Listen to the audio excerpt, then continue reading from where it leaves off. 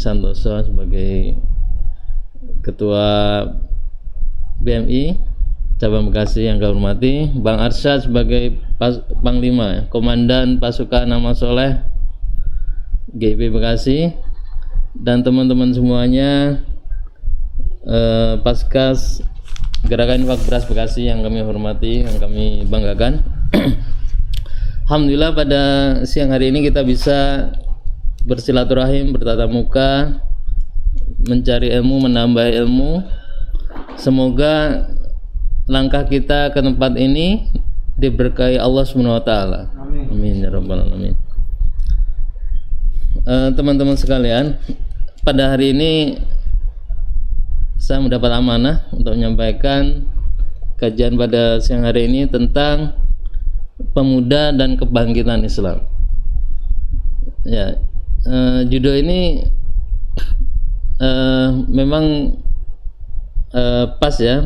Besok tanggal 28 Oktober itu kalau di kita sebagai hari Sumpah Pemuda. Makanya kita masih muda semua ya, tidak ada yang tua insya Allah. Bang Adi juga masih muda insya Allah ya. Jadi ternyata kalau kita lihat perjuangan dari mulai sejak zaman Rasulullah ya, itu kebanyakan para pejuang itu diisi orang anak-anak muda ya. Dan pemuda punya peran yang sangat besar dalam dakwah, dalam kebangkitan Islam, dalam segala hal ya. Karena kalau orang tua itu kan mikirnya sudah ibadah ya, ibadah, kemudian mempersiapkan kematiannya, atau sudah mikir yang apa, bagaimana dia akan menjalani kehidupan yang setelah di dunia ini. Kalau pemuda ini masih fresh ya, seperti Bang Sugeng ini masih fresh, masih muda, jiwanya masih, semangatnya masih tinggi ya. Jadi langkahnya masih jauh gitu. Maka anak-anak muda inilah yang dituntut untuk sebagai agen perubahan. Sebagai agen perubahan dalam kebaikan. Kalau kita flashback ya ke sejarah zaman Rasulullah, ketika Rasulullah berdakwah itu ternyata as-sabiqunal awwalun, orang-orang yang pertama kali masuk Islam itu ternyata kebanyakan masih muda ya. Masih muda. 3 orang sahabat berumur di bawah 30 tahun ya. Seperti Abu Bakar, Utsman, Abdurrahman bin Auf, itu masih muda ketika masuk Islam itu. Apalagi yang paling muda siapa? Ali bin Abi Thalib ketika itu masih muda sekali. Jadi para sahabat pun ketika berdakwah, kemudian Rasulullah menjaring atau as-sabiqunal awwalun itu ternyata anak-anak muda yang mampu menggerakkan dakwah itu. Sampai estafet kepemimpinan Rasulullah dipegang oleh as-sabiqunal awwalun ini. Abu Bakar, Umar, Utsman, Ali. Ini termasuk as-sabiqunal awwalun. Abdurrahman bin Auf, seorang yang pedagang, beliau sebagai pedagang kaya raya yang support dakwah Rasulullah SAW. Itu ketika zaman Rasulullah. Makanya ada hadis yang disebutkan Rasulullah. Di antara hadisnya itu igtanin khamsan qabla khamsin. Di situ disebutkan syababaka qabla haromika ya. Jadi waktu mudamu sebelum waktu tuamu. Karena ketika kita masih muda kadang-kadang terlena ya dengan apa, pengennya muda itu menghabiskan waktu untuk bermain, kemudian yang enak-enak gitu ya. Jadi kadang-kadang diajak untuk apa, berbuat amal soleh, berbuat yang baik, berdakwah itu, masih muda, nanti kalau udah ini. Jadi banyak alasan. Makanya ketika anak muda sudah mau berjuang, sudah mau berdakwah, itu ada nilai plus ya. Jadi Allah bedakan antara orang yang misalkan sama-sama taat kepada Allah, antara yang muda dengan yang tua. Lebih hebat mana? Yang muda. Ada nilai plus, nilai lebih. Ketika anak muda sudah mau sholat tepat waktu 5 kali sehari, kemudian menjalankan tahajud yang malam, dan kemudian beramal soleh, itu nilainya beda ya, lebih tinggi daripada orang tua yang sama amalannya. Gitu. Orang tua yang ya tetap sholat 5 waktu di masjid, kemudian sholat tahajud, tapi nilainya beda. Jadi anak muda ini punya nilai plus karena masih muda. Makanya ada hadis lagi Rasulullah SAW yang Rasulullah sebutkan dalam hadisnya,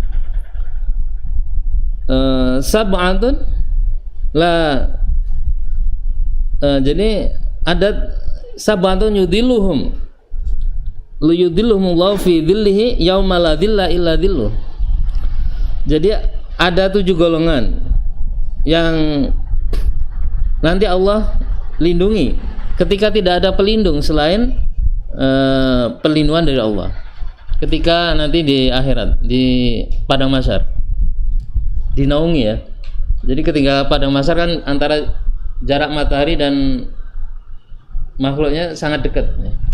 Tergantung panas dan enggaknya tergantung amal perbuatannya. Maka di antara dari 7 yang akan dinaungi ketika nanti di padang mahsyar itu termasuk apa? Syabun nasya'a fi ibadatillah. Syabun nasya'a fi ibadatillah. Seorang pemuda yang selalu beribadah kepada Allah, yang hatinya selalu ingat pada Allah dan terikat dengan masjid itu. Makanya kalau ada anak muda ya, pokoknya sudah hatinya itu terikat dengan masjid, masya Allah, itu insya Allah nanti akan di hari kiamat ya, di padang mahsyar akan Allah lindungi, naungi dari panasnya matahari. Itu sudah Rasulullah janjikan dalam hadisnya. Kemudian kalau kita rujuk ya di dalam Al-Quran ya, ternyata banyak ya para nabi, para rasul itu mulai dakwahnya dari semenjak muda. Rasulullah SAW ketika muda sudah menjadi pemimpin kan, sudah diberi gelar Al-Amin, orang yang bisa dipercaya. Itu. Ketika diajak mengangkat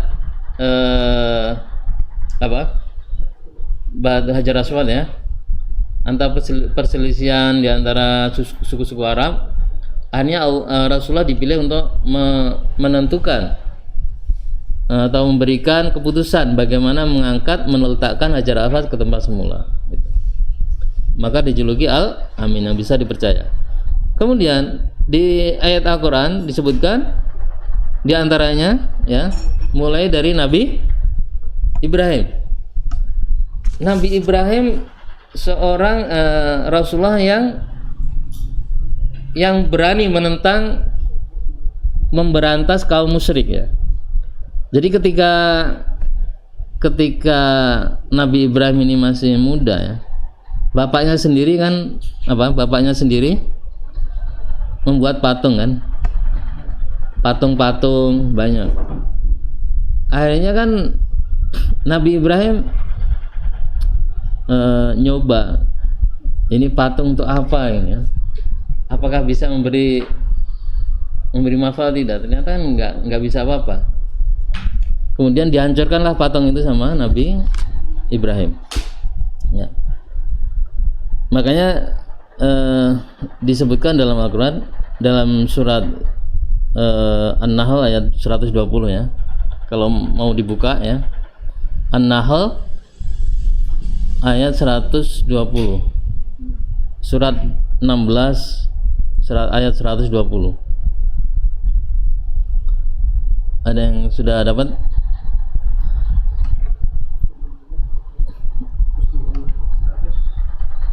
surat An-Nahl, surat yang ke-16, 120 ya. 120 ya. Ada yang membaca? Sudah ketemu? Bang Arsad atau Bang Hanif? Bismillahirrahmanirrahim. Inna Ibrahim kana ummatan qanitan lillahi hanifa wa lam yakun minal musyrikin. Artinya, sesungguhnya Ibrahim adalah seorang imam yang dapat dijadikan teladan bagi patuh kepada Allah dan hanif. Dan sekali-sekali bukanlah dia termasuk orang-orang yang persekutukan Tuhan. Ya. Jadi ketika masih muda Ibrahim tadi apa? Memberantas kemusyrikan itu. Memberantas apa? Kemusyrikan. Otomatis beliau ketika muda sudah apa? Memang sudah dipilih oleh Allah. Ya, utusan Allah.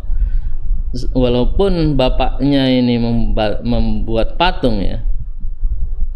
Ya. Ketika bapak dan anak ini kan boleh menghormati kalau sama ya, maksudnya dalam hal keyakinan ya, harus berani mengatakan bahwa kalau bapaknya nggak benar keyakinannya harus diingatkan. Makanya Nabi Ibrahim tetap mengingatkan bapaknya walaupun bapaknya menentang. Akhirnya tantangannya apa? Dibakar kan? Nabi Ibrahim dibakar hidup-hidup ya. Karena berani memberantas apa? Kemusyrikan. Ketika itu masih muda ya. Maka dicantumkan dalam Al-Quran. Kemudian Nabi yang lain, Nabi Yusuf. Bagaimana perjuangan Nabi Yusuf? Ketika kecil sudah dibuang sama saudara-saudaranya, ya kan? Dibuang kemana? Ke sumur, ya. Itu kalau kita baca sejarah ya, maksudnya kisah-kisah para nabi rasul di Al-Quran ya.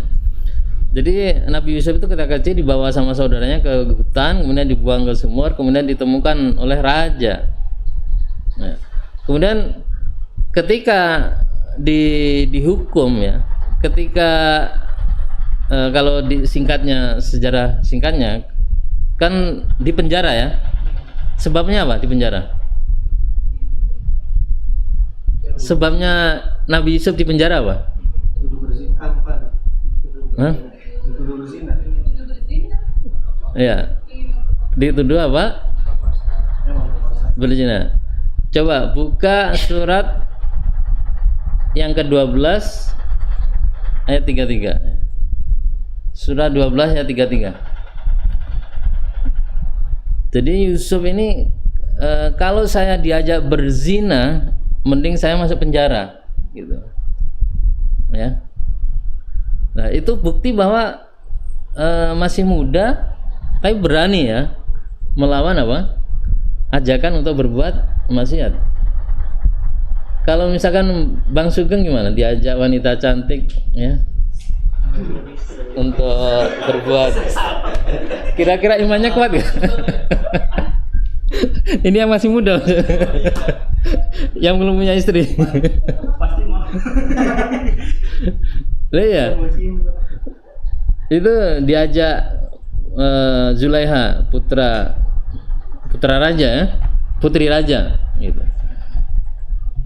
Gimana coba ya? Jadi coba sudah ketemu surat 12 ayat 33, coba Bang Hanif.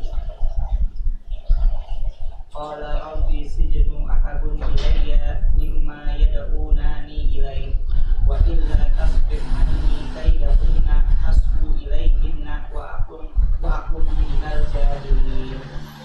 Yusuf berkata, wahai Tuhanku, penjara lebih aku sukai daripada memenuhi ajakan mereka kepadaku, dan jika tidak engkau hindarkan daripadaku tipu daya mereka, tentu aku akan cenderung untuk memenuhi keinginan mereka, dan tentulah aku termasuk orang-orang yang bodoh. Ya. Rabbi sijnu ahabbu ilayya ya. Ahabbu Ahabbu ilayya. ilayya ya. Jadi lebih aku sukai penjara ketimbang saya diajak berbuat maksiat. Coba ya. Ini masih muda. Yusuf masih muda diajak bercumbu berpacaran atau berbuat maksiat sama Zulaiha. Nah, tapi apa yang pilihan dari Yusuf apa? Si jenu ahabbu ilayya, penjara lebih saya sukai ketimbang saya berbuat maksiat. Itu apa? Kenapa kok bisa seperti itu? Karena dasar keimanannya sangat kuat gitu. Ya. Jadi tidak goyah imannya digoda dengan wanita cantik gitu. Makanya anak-anak muda ini harus Bang Sugeng yang ya semuanya juga ya, mungkin yang sudah nikah juga Barsa. Jadi kita harus apa? Ketika dimanapun kita berada ya, pasti ada godaan-godaan setan ya, mengajak kita berbuat maksiat. Maka kalau kita iman kita, dasar kita kuat, insya Allah gagal setan kita menggoda kita gitu. Makanya pemuda-pemuda ini harus apa? Dibekali dengan keimanan yang kuat. Kemudian dalam Al-Quran juga disebutkan 7 pemuda ya. 7 pemuda Ashabul Kahfi, penghuni gua ya. Ashabul Kahfi diabadikan dalam Al-Quran surat Al-Kahfi ya. Pemuda ini ketika kerajaan Romawi ya, ketika zaman kerajaan Romawi ya, ketika itu rajanya mencari, pokoknya yang menyelisih keimanan dia dibunuh gitu, dicari, keraslah rajanya ya. Siapa rakyatnya yang menentang kebijakannya dan tidak taat kepadanya dibunuh, dicari. Nah, 7 pemuda ini dalam kisahnya memang beriman pada Allah, karena ketika itu ajaran beliau menganut ajaran sebelum masa itu, ajaran Nabi Musa sebelum masa ya. Jadi 7 pemuda ini sudah beriman pada Allah dan mempertahankan keimanannya dari tadi pembunuhan oleh rajanya tadi. Makanya 7 pemuda ini mencari perlindungan ya. Bagaimana menyelamatkan diri dari pembunuhan oleh rajanya, mempertahankan keimanannya sampai seperti itu ya. Kalau mungkin pemuda sekarang kan kasih duit udah goyah kan, udah kamu ikut saya kasih 1 miliar 2 miliar berubah keimanannya. Tapi 7 pemuda ini apa? Benar-benar mempertahankan keimanannya ya. Sampai mencari perlindungan ya. Mencari akhirnya ketemu apa? Gua. Itu. Gua itu lu tanya di mana sekarang? Di Jordan. Negara Jordan. Masih ada gua Al-Kahfi. Gitu. Jadi diabadikan dalam surah Al-Kahfi ayat 13. Coba surah Al-Kahfi ayat 13. Jadi pemuda ini ditidurkan Allah selama berapa? 309 tahun lamanya. Ya, 309 tahun tidur di gua. Ketika bangun masih tetap kan istilahnya kok masih sama lah gitu, nggak berubah wajahnya, kemudian pakaiannya. Tapi ketika beli sesuatu di luar sudah nggak laku uangnya. Ini udah zaman kapan ini uangnya? Udah nggak laku beli makanan. Ternyata tertidur berapa lama? 309 tahun. Itu diabadikan dalam Al-Quran ya. Coba Bang Di udah semua. Nahnu naqussu 'alaika naba'ahum bil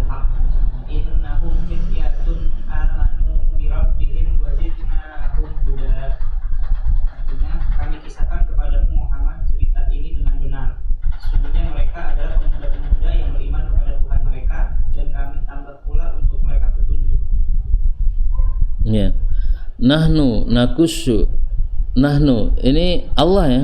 Nahnu kami Allah. Ini sebagai ta'zim sya'n, sebagai kebesaran Allah. Nahnu nakussu, Allah memberikan kisah ini alaika nabahum bil haq, kepada Nabi Muhammad ya, kabar tentang kisah ini dengan sebenar-benarnya, bil haq. Innahum fityatun, sungguhnya mereka itu adalah para pemuda, fityatun amanu, mereka adalah beriman kepada Allah. Amanu bi rabbihim ya, wazidnahum huda, dan kami tambahkan petunjuk pada mereka. Mereka sudah beriman ya, mereka sudah beriman, kemudian Allah tambahkan apa lagi? Petunjuk. Makanya 7 pemuda ini kan memegang teguh keimanannya sampai diberikan petunjuk Allah untuk mencari gua, berlindung di situ dan berdoa kepada Allah. Ya. Maka dari sini kalau kita runut ya, jadi hudan kalau dalam surah Al-Baqarah itu dzalika kitabul arabi hudal lil muttaqin. Maka keimanan, ketakwaan, kemudian dapat petunjuk, kemudian diberikan dari ketakwaannya ini Allah permudah segala urusannya ya. Itu. Makanya Ashabul Kahfi ini adalah contoh pemuda yang memegang teguh keimanannya ya. Walaupun akan dibunuh tetap apa? Memegang teguh keimanannya. Innahum fityatun amanu bi rabbihim wazidnahum huda. Kemudian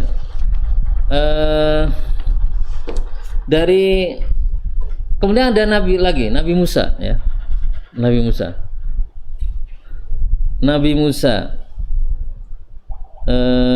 Jadi Nabi Musa ini ketika apa? Disuruh ikut Nabi Khidir ya dalam perjalanannya. Karena Nabi Musa ini sebelumnya merasa beliau paling tahu, tapi Allah tegur, akhirnya disuruh belajar ke Nabi Khidir. Nah, dalam perjalanan ketemu anak muda ya, anak muda. Akhirnya anak muda itu apa? Dibunuh. Kenapa dibunuh? Nah, dia kan kalau nggak dibunuh dia akan membunuh banyak orang ya. Makanya jadi Nabi Musa ini juga dari muda sudah berdakwah ya.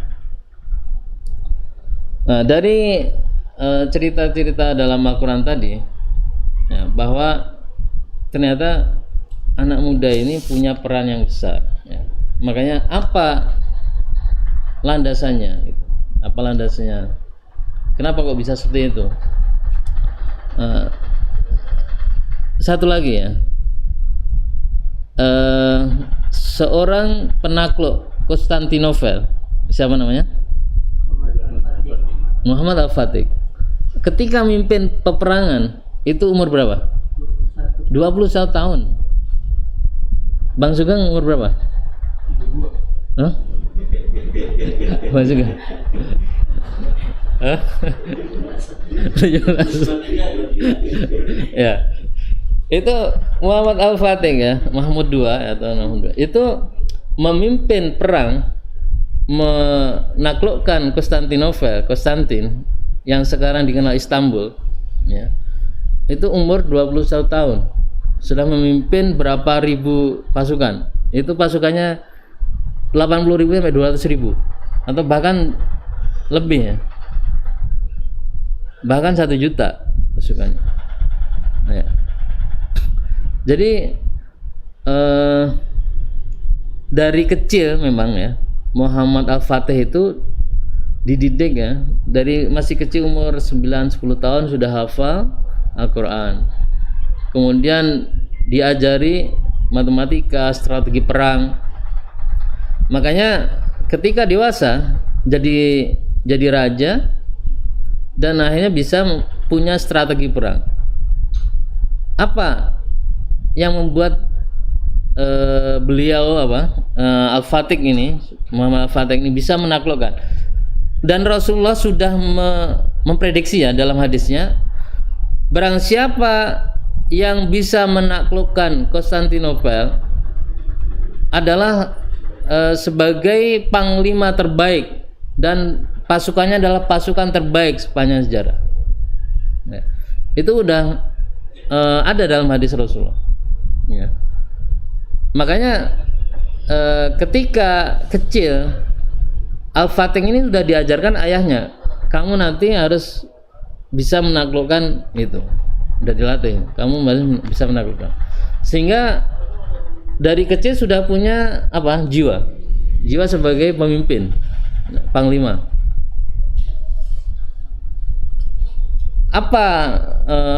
Strateginya bisa menaklukkan? Padahal sebelumnya nggak bisa.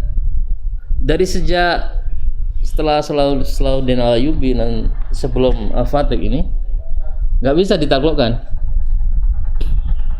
Ya, ternyata memang strateginya sangat dahsyat ya. Jadi 770 kapal ya, perahu itu dipindahkan dari Bosporus ya, selat itu dipindahkan ke Tanjung Golden Horn. Jadi tanduk emas itu. Jadi istilahnya kapal itu melewati pegunungan. Gitu. Yang itu tidak diprediksi sama lawannya. Bisa memindahkan kapal ya, perahu kapal dari selat sebelah ke selat sebelah, tapi lewatnya mana? Gunung, perbukitan. Dan itu istilahnya banyak pohon-pohon yang besar. Yang itu tidak diprediksi sama musuhnya. Ya, dengan strategi itu beliau bisa menaklukkan Konstantin. Jadi ditebang hutan-hutannya, pohon-pohonnya ditebang, kemudian biar kapal ini bisa jalan, di bawahnya kayu-kayu itu, kayu yang bulat-bulat itu dikasih minyak, kasih lemak, sehingga kapalnya di atas kayu-kayu itu bisa didorong. Itu dalam jangka semalam selesai. Jadi jam 1 malam pasukan Al-Fatih menyerbu Konstantin. Nah, sebelumnya apa amalan yang beliau kerjakan? Beliau itu tidak pernah ketinggalan sholat tahajud, ya. Kemudian sholat 5 waktu, ya. Sholat rawatib, itu nggak pernah ditinggalkan. Dan ketika mau menyerang itu, pasukannya disuruh semua sholat tahajud, ya. Sholat tahajud. Nah itu, jadi benar-benar seorang pemuda yang bisa menjadi inspirasi bagaimana bisa menaklukkan Konstantin, yang sekarang Istanbul.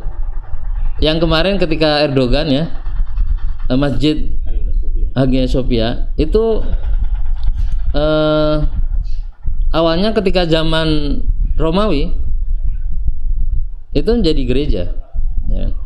Istilahnya Konstantin itu adalah ibu kota atau pusat kerajaan Romawi Timur.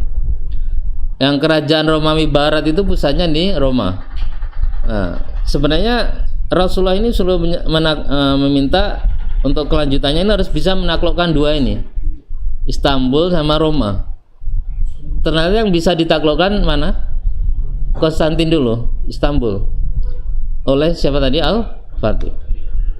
Ketika Al-Fatih mau menaklukkan Roma, itu beliau wafat di dalam perjalanan. Maka itu sebuah inspirasi ya bagi pemuda, bagaimana seorang pemuda yang punya jiwa panglima bisa menaklukkan seperti itu. Kemudian ketika zaman Rasulullah juga para pasukan perang itu banyak anak-anak muda.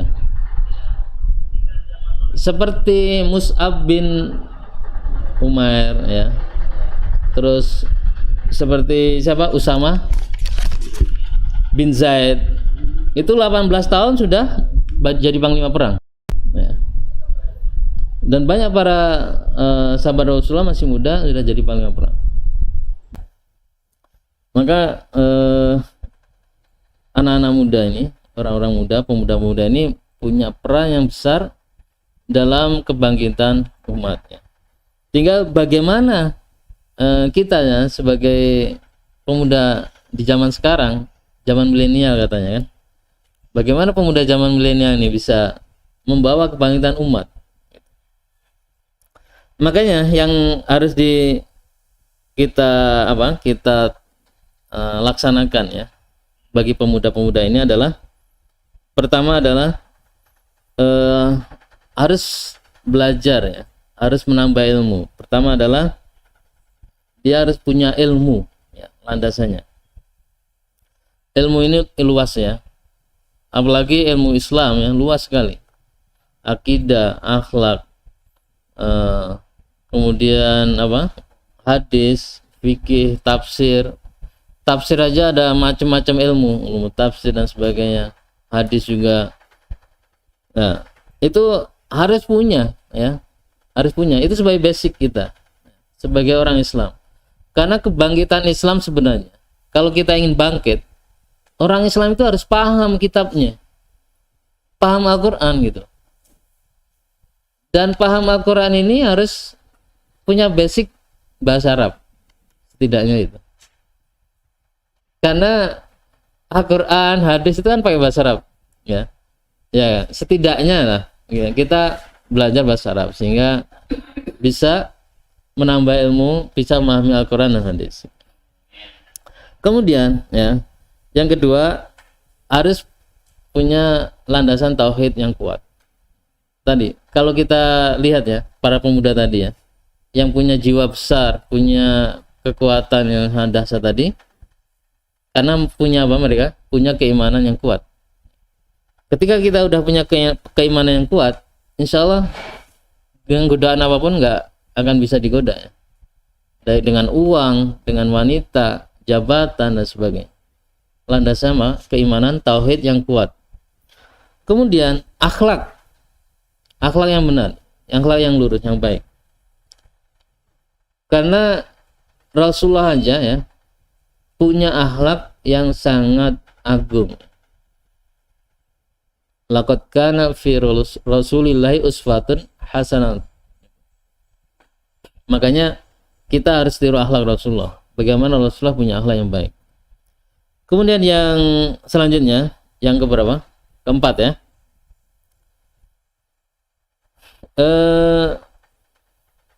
Harus pintar mencari teman yang baik. Ketika kita bergaul dengan orang yang baik, insya Allah kita akan baik.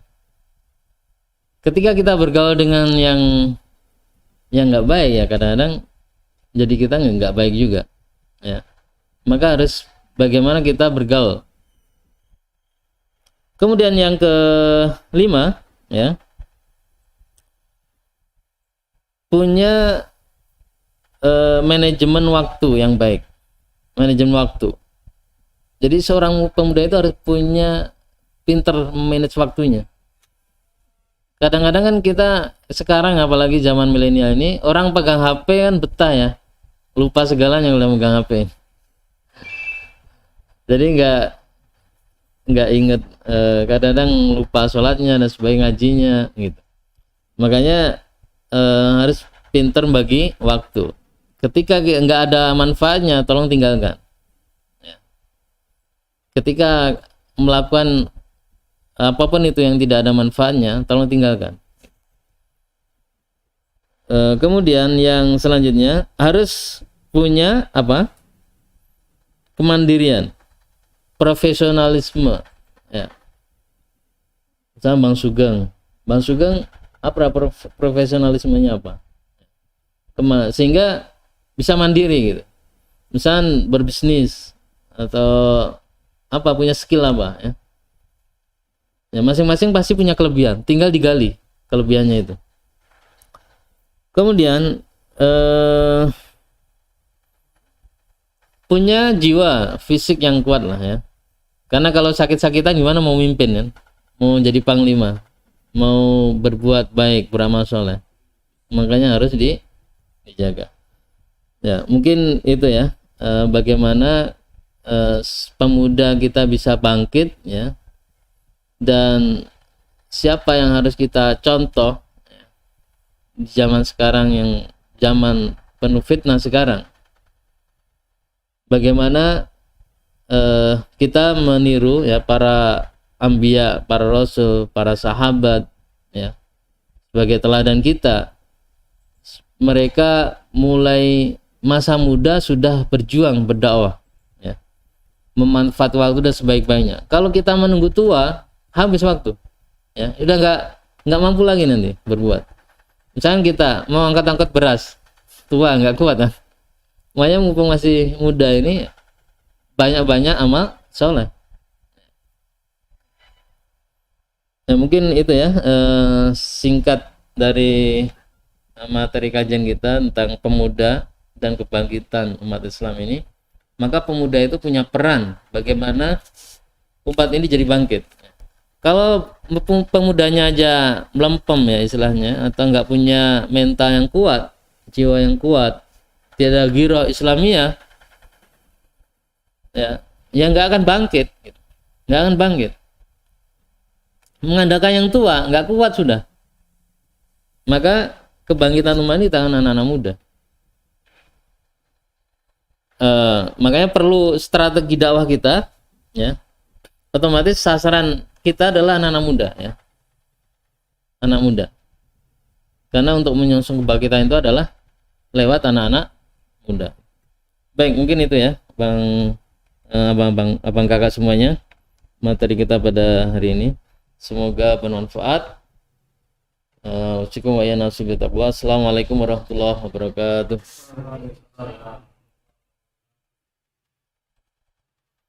Baik, ada pertanyaan atau enggak? Atau sudah?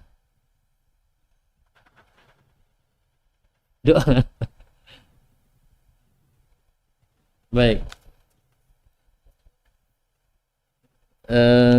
Sudah enggak ada pertanyaan? Sudah jelas ya? Baik, mari kita berdoa semoga apa yang kita lakukan hari ini diberkahi Allah Subhanahu wa taala, diterima Allah SWT sebagai ibadah. Kita istighfar 3 kali. Astagfirullahaladzim, la ilaha illallah, astagfirullahaladzim, astagfirullahaladzim, la ilaha illallah. A'udzu billahi minasyaitonir rajim. Hamdan syakiran hamdan na'iman hamdan yuwafi ni'maka mazidah. Ya Rabbana lakal hamdu kama yanbaghi li jalali wajhika karim wa 'azimi sultanik. Allahumma salli ala Muhammad sallallahu alaihi wa sahabati Rasulillah ajmain. Allahumma inna nas'aluka salamatan fid din wa afiatan fil jasad wa jannatan fi 'ilmi wa barakatan fil rizqi wa taubatan qabla al-maut wa rahmatan 'inda al-maut wa maghfiratan ba'da al-maut. Allahumma hawwin 'alaina fi sakaratil maut wa najata minan nar wa af'al hisab. Rabbana zalamna anfusana wa illam taghfir lana wa tarhamna lanakunanna minal khasirin. Allahumma a'inna ala dzikrika wa syukrika wa husni ibadatik. Rabbana ighfir lana wa liwalidayna warhamhuma kama rabbayana shighara. Rabbana zalamna anfusana wa illam taghfir lana wa tarhamna lanakunanna minal khasirin. Allahumma aslih lana dinana alladhi huwa ismatan wa aslih lana dunyana alladhi fiha ma'asna waj'al hayata ziyadatan lana fi kulli khair waj'al mauta rahatan lana min kulli syarr. Rabbana atina fid dunya hasanah fil akhirati hasanah wa qina adzabannar. Subhana rabbika rabbil izzati amma yasifun wa salamun alal mursalin walhamdulillahi rabbil alamin. Fatihah.